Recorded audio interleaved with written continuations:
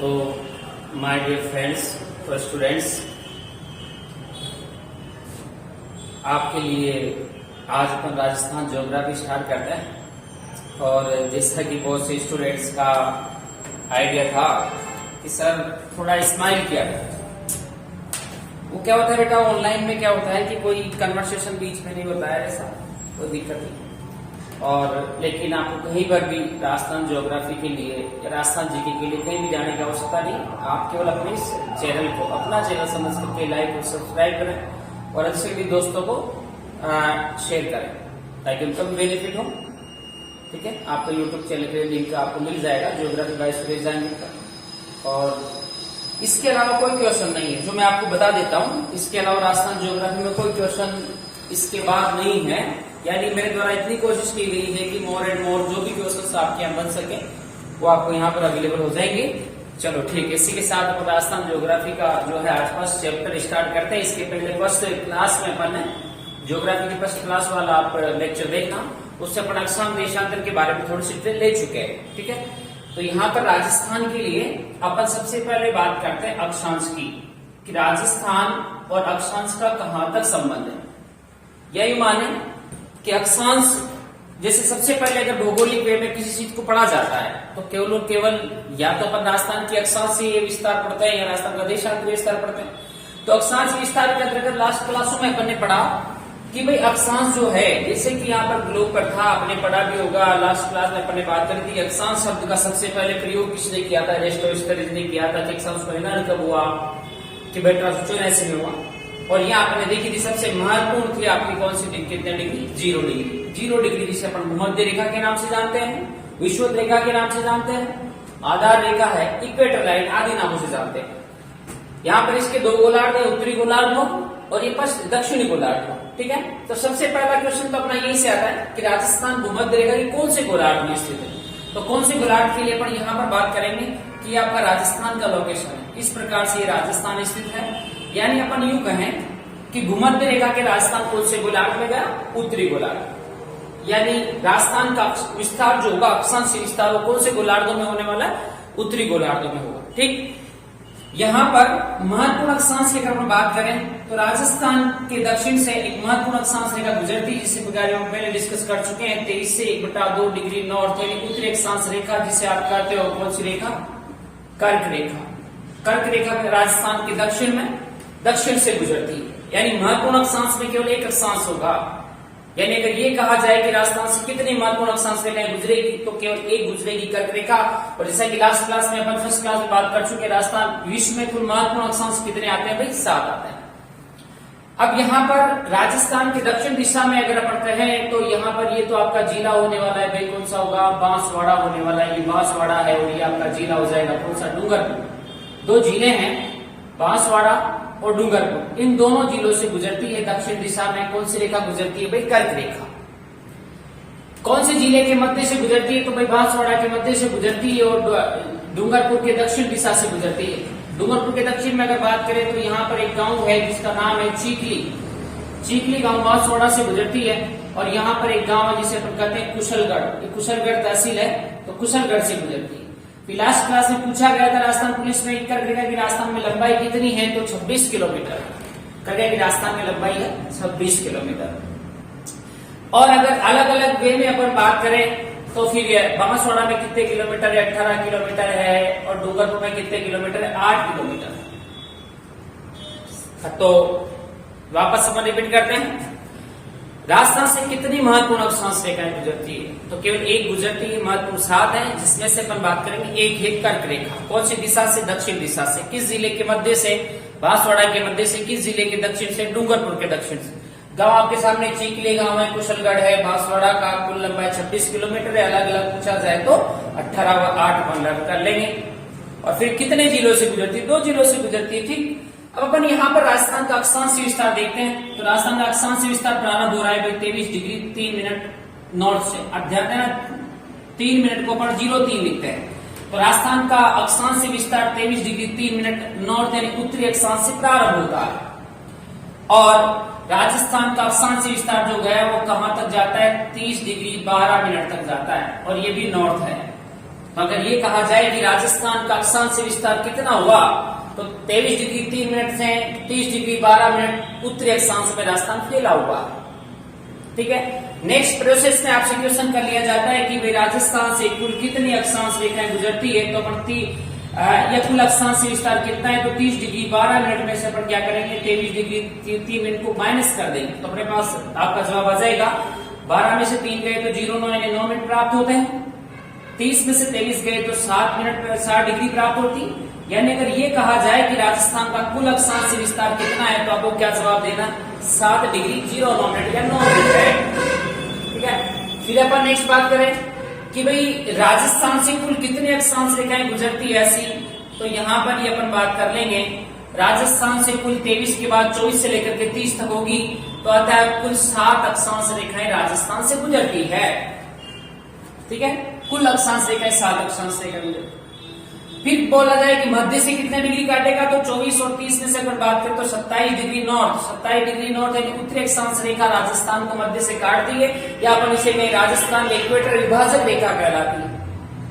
ठीक है, तो ये बात अपन को राजस्थान के अक्षांश विस्तार में याद रखनी। सबसे पहले तो कौन से भूमध्य रेखा कौन से गोलार्ध में गया, उत्तरी गोलार्ध में। कौन सी महत्वपूर्ण अक्षांश रेखा गुजरी, कर्क रेखा। कौन सी दिशा, दक्षिण दिशा से। ठीक है, फिर अपन ने बात की राजस्थान अक्षांश विस्तार कितना, 23 डिग्री 3 मिनट से 30 डिग्री 12 मिनट उत्तरी अक्षांश से। कुल आया तो 60 डिग्री 09 मिनट आता है, और मध्य से काटने वाला 27 डिग्री उत्तरी अक्षांश से नॉर्थ दिशा राजस्थान का क्या कहते हैं अपन, इक्वेटर कहा जा सकता है। ठीक है, इस प्रकार से अपन को राजस्थान का अक्षांश विस्तार याद रखना है, और अक्षांश विस्तार के साथ ही यदि अपन चलते हैं तो फिर अपन बात करेंगे राजस्थान का देशांतरी विस्तार जो है, राजस्थान का देशांतरी विस्तार कितना है, इस प्रकार से अपन बात कर लेते हैं। तो ये देशांतर और राजस्थान का क्या संबंध है, इस पे में अपन बात कर ले। तो जैसा कि अपन ने बात करी कि ये ग्लोब है, और ग्लोब पर यदि कहा जाए तो ग्लोब पर यह आपका उत्तर में होगा उत्तरी ध्रुव, क्योंकि उत्तर से दक्षिण को खींची गई अर्धवृत्ताकार रेखाओं को अपन क्या कहते हैं, देशांतर कहते हैं। ये उत्तर में उत्तरी ध्रुव है और दक्षिण में दक्षिणी ध्रुव माना गया है, क्योंकि ध्रुव पृथ्वी के वह निश्चित बिंदु होते हैं जहां या तो एक से अधिक रेखाएं गुजरती है, या फिर अपन बात करें कि जो पृथ्वी की घूर्णन गति के दौरान स्थिर रहते हैं, दो ऐसे छोर है पृथ्वी पर। और इसमें अगर कहा जाए कि भाई राजस्थान का जो देशांतरी विस्तार के लिए जैसे पहले 0 डिग्री अक्षांश था, उसी प्रकार से यहाँ आपको मिलेगा 0 डिग्री देशांतर, जिसे अपन कहते हैं ग्रीनविच रेखा। ध्यान देना, इसको ग्रीनविच क्यों कहा जाता है, क्योंकि United kingdom, Britain, England, London, Europe महाद्वीप में एक लंदन शहर पड़ता है, उसके वहां से गुजरती है, उसका वहां स्थान का नाम है ग्रीनविच। तो ग्रीनविच नामक स्थान से गुजरने के कारण अपन इसे क्या कहते हैं, ग्रीनविच कहते हैं। इसमें भी पूरे विश्व के 2 गोलार्ध की, ये पूरी गोलार्ध है और ये पश्चिमी गोलार्ध हो। सेम है, जैसे 0 डिग्री ने इसे कहा था उत्तरी गोलार्ध और दक्षिणी गोलार्ध, इसी प्रकार से पूरी गोलार्ध और पश्चिमी गोलार्ध 2 गोलार्धों में बांटा गया है। अब यहीं पर राजस्थान जो है इस प्रकार से अपन यहाँ पर, यानी इसके लिए अगर अपन बात करें कि भाई राजस्थान कौन से गोलार्ध में है, कौन सी रेखा के, ग्रीनविच रेखा के, तो आपका जवाब क्या होगा, पूर्वी गोलार्ध में है, क्योंकि ये पूर्वी गोलार्ध हुआ और ये कौन सा गोलार्ध हो जाता है, पश्चिमी गोलार्ध हो जाता है। यानी राजस्थान का देशांतरी विस्तार कौन से देशांतरों में होने वाला है, पूरी देशांतरों में। फिर अपन ने नेक्स्ट बात की कि राजस्थान का देशांतरी विस्तार कितने डिग्री से प्रारंभ होता है, तो यहाँ पर प्रारंभ होता है 69 डिग्री 30 मिनट, और ये ईस्ट है, ईस्ट यानी पूर्वी देशांतर। 69 डिग्री ईस्ट से यहां तक गए अपन 78 डिग्री 17 मिनट ईस्ट, यानी पूर्वी देशांतरों में राजस्थान का विस्तार है। सेम उसी तरीके से कि भाई राजस्थान का कुल अक्षांश विस्तार कितना है, तो आप क्या करोगे, 78 डिग्री 17 मिनट में से 69 डिग्री 30 मिनट को अपन माइनस करेंगे कुल देशांतर विस्तार निकालने के लिए। तो जैसा कि अपन जानते हैं घंटे मिनट वाला सिस्टम है, 17 में से 30 जा नहीं सकते, तो आप क्या करोगे, 1 डिग्री लेने वाले हो। 1 डिग्री का मतलब यहाँ 60 मिनट आएंगे, तो 60 प्लस 70 होने के बाद अब आप 77 में से 30 को घटा सकते हो, तो यहाँ बचे 47।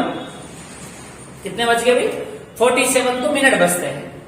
और इसी प्रकार से यहाँ पर अब 77 बचते हैं, तो 77 में से 9 गए तो ये आपके बचे 8।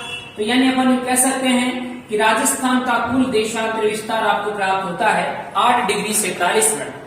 8 डिग्री 47 मिनट राजस्थान का कुल देशांतर विस्तार है। और जैसा कि पहले अपन ने अक्षांश कहा था कुल, उसी प्रकार से राजस्थान में कुल कितनी देशांतर रेखाएं गुजरती है, तो आपको जवाब देना होगा या आपके रिप्लाई आएगा नो, क्योंकि 69 से मतलब 70 से लेकर के 78 तक राजस्थान से देशांतर रेखाएं गुजरने वाली है। और फिर यदि अपन बात करें कि भाई मध्य से कितने डिग्री देशांतर काटता है, तो 74 डिग्री ईस्ट, 74 डिग्री पूर्वी देशांतर रेखा राजस्थान को मध्य से काटती है। ठीक है, इस प्रकार से राजस्थान का देशांतर विस्तार हुआ। अब जैसा कि अपन ने लास्ट टाइम बात करी थी कि देशांतर रेखाओं के आधार पर समय की गणना की जाती है, तो राजस्थान में सबसे पहले सूर्योदय होने वाला है पूर्व में, इसके बाद पश्चिम में धीरे धीरे एक एक देशांतर को पार करके सूर्य पहुंचेगा। और जैसा कि अपन ने लास्ट क्लास में जिक्र किया था कि एक देशांतर को पार करने में कितने मिनट का समय लेता है सूर्य, 4 मिनट का। तो यानी अपन जैसे 9 देशांतर रेखाएं गुजरती है, तो 9 को 4 से मल्टीप्लाई करेंगे तो कितने हो जाएंगे, 36 मिनट। तो राजस्थान में मोटे रूप में कितना होता है, 36 मिनट या आधा घंटे का अंतर होता है। यानी पूर्व में धौलपुर में, सिलोन गांव धौलपुर में जब सूर्योदय होगा, तो उसके बाद कटरा गांव, कोटरी गांव, जैसलमेर में पहुंचते पहुंचते कितने मिनट के अंतर हो जाएंगे, 36 मिनट। हाँ, अगर इससे भी अच्छा ऑप्शन यदि आपको मिले कि अगर क्वेश्चन बनता है कि राजस्थान के पूर्व से पश्चिम में समय का अंतर कितना होता है, तो अपने पास जवाब था कितना, 36 मिनट का था। और इसी प्रकार से अपन बात करते हैं कि भाई जैसे कुल 9 में नहीं होकर के 8 डिग्री 46 मिनट में है या 8:45 है, तो अपन 8 डिग्री 46 मिनट को एग्जैक्ट गुना करेंगे, तब जाकर के अपन एग्जैक्ट समय का अंतर आने वाला है, क्योंकि 13 मिनट रेखाएं कम है। या अपन कहें 13 मिनट को 4 13 चौक 52, तो 36 मिनट में से 52 सेकंड अपन को कम करने पड़ेंगे। तो तरीका ये है, या फिर अपन इसको गुना करें, 7 चौक 28 के 8 हासिल आएगा 2, 4 चौक 16 2 18 का 8 हासिल का 1, 4 चौक 16 8 चौक 32 और 1 कितने हो जाते हैं, 33 तो मिनट हुए, और आपके सॉरी 32, तो 32 तो मिनट होते हैं और 188 सेकंड होते हैं। सेकंड में अपन यहाँ बात करेंगे कि 60 के हिसाब से 3 तो मिनट बन गए और बचे 8 सेकंड, तो यानी अपने पास 33 मिनट 8 सेकंड का अंतर होता है एग्जैक्ट। अगर सबसे अच्छा ऑप्शन आपको मिले तो राजस्थान के पूर्व से पश्चिम में समय का अंतर कितना होता है, तो भाई 35 मिनट 8 सेकंड होता है। ठीक है, इसके बाद यदि अपन बात करें यहां से कि भाई राजस्थान का, ये ध्यान रखना, 0 डिग्री ग्रीनिच रेखा राजस्थान कौन से गोलार्ध में था, पूरी गोलार्ध। कुल देशांतर विस्तार के लिए प्रारंभ में उत्तर 69 डिग्री 30 मिनट है, ईस्ट से 78 डिग्री 17 मिनट ईस्ट है। कुल में बात की थी अपने 8 डिग्री 47 मिनट आया था।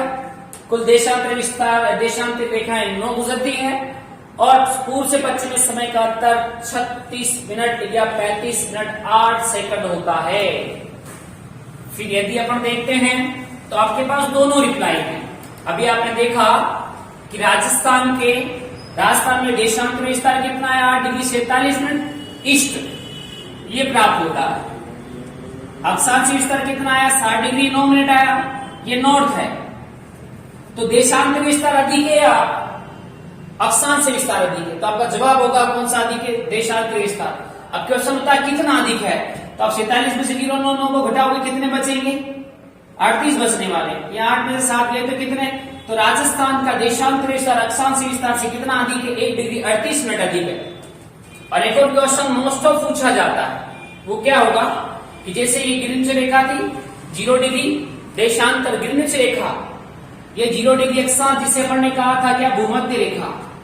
तो यहां से अगर राजस्थान की स्थिति ये वाली, राजस्थान इस प्रकार से स्थित था, तो यहां पर ये वाली कंडीशन है। इसीलिए अपन देखते हैं कि भाई अगर आपसे गोलार्ध की स्थिति पूछी जाए तो भूमध्य रेखा के राजस्थान कौन से गोलार्ध में था, उत्तरी गोलार्ध, और ग्रीनिच रेखा के राजस्थान कौन से गोलार्ध में था, पूरी गोलार्ध। और अगर विश्व में राजस्थान की स्थिति की पता करें तो ना तो पूरा नॉर्थ कह सकते हो, ना पूरा ईस्ट कह सकते हैं, यानी नॉर्थ ईस्ट। यानी अपन यूं कहें राजस्थान विश्व के किस गोलार्ध में स्थित है, तो उत्तर पूर्वी गोलार्ध में स्थित है। ठीक है, तो इसी के साथ अपनी ये ज्योग्राफी की फर्स्ट क्लास या राजस्थान ज्योग्राफी के लिए फर्स्ट क्लास क्लियर होती है।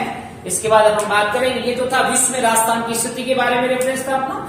नेक्स्ट क्लास में अपन बात करेंगे, ठीक है, वो होगी आपके भारत में राजस्थान की स्थिति। ठीक है।